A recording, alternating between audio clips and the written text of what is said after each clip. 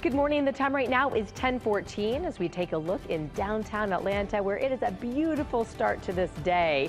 You might be out there snapping some pictures, and here's something that will pique your interest if that's the case. You know, young people are using their phones more and more. Instead of fighting it, National Geographic found a way to get students to use their cameras on their cell phones to educate the world using selfies. National Geographic Explorer Kristen Elstner created PhotoCam and joins us now to talk more about this. Kirsten, good morning. So what is this exactly, and how does one become a National Geographic Explorer? Well, in many ways, National Geographic Explorers are folks who are trying to do innovative things. In my case, I can only speak for myself. In my case, I am working to ask young people to share their stories with us through photography, through the tools of storytelling, photography, and writing.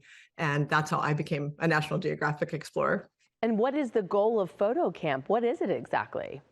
So PhotoCamp is a program designed to, as I said, ask young people to see the power of their own voice through photography and storytelling. So we have traveled around the world, around this country and around the world for the past 20 years, asking sort of the generation of young people to share the power of their own voice through sort of a unique photography workshop and mentoring process. What are the ages of the young people involved? It's been a wide range of ages, but essentially from 15 to 25. I'd say 17 to 22 is our sweet spot, but we've worked with youth from 15 to about 25 years old over the years. And there is a book with hundreds of photos coming out showcasing their work. Tell us about that. Well, that is very exciting. It is their book.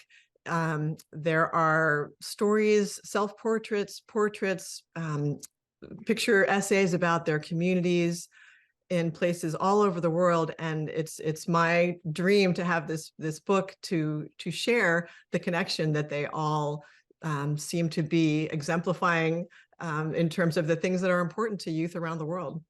And we're seeing some of them right now, gorgeous pictures. So were these all taken on cell phones, or are there some traditional camera shots in there? What are we looking at? Yes, for sure. I mean, we work with traditional cameras.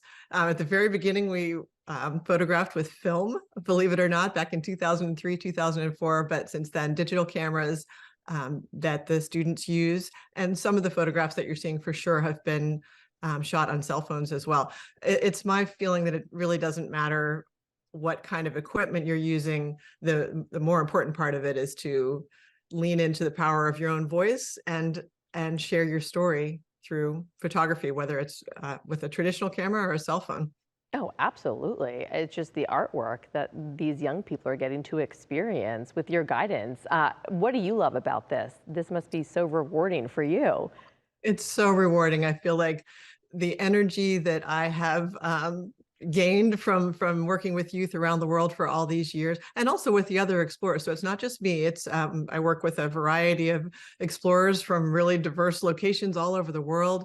And the teams that come together, I would say there's about 30 of us in each photo camp. There's 20 students and 8 explorers and staff and technical directors that work with the students, all with the goal of sharing their stories. And I think we all gain a lot of energy from one another. So I have certainly gained that over the years. I've come away with feelings of hope for the future because of what I'm seeing in the stories of these young people. Yes, yes. Oh, that's wonderful. Well, we know everybody can pre-order a copy of this book now from the Photo Camp, and it goes on sale in about a month on November 7th. Kristen Elstner with National Geographic, thank you so much for your time and telling us about this project. Best of luck with everything in the future. Thank you so much for having me.